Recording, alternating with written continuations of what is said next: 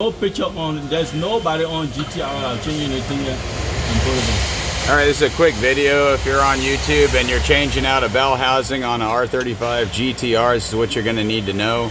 Obviously, you're gonna need to disconnect this mount, but I see people pulling their engines out. You can just, if you have a car lift, you can do this. You could do this with a jack in your driveway, but you wanna make sure that you disconnect the subframe, okay? So all those studs, you got like, what, 6 of them total? 1, 2, 3, yeah. Yeah, so 6 subframe studs total. You disconnect those. You need to drop the sway bar. You can do that, and then you want to loosen up the engine mounts, which I believe are 17s. Now the trick is you want to let this thing hang.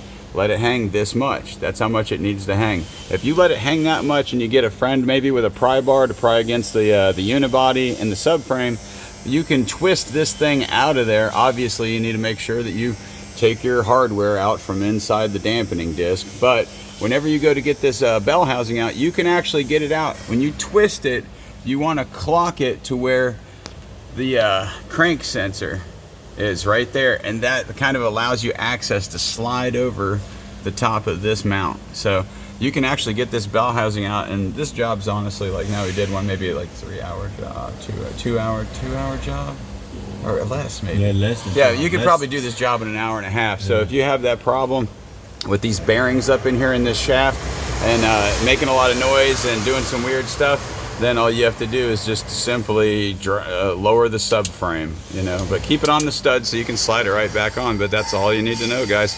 Another thing that we did that made this a little bit more helpful was we went ahead and we cut off these studs from the exhaust heat shield, and that made this thing come right the hell out. So there you guys go.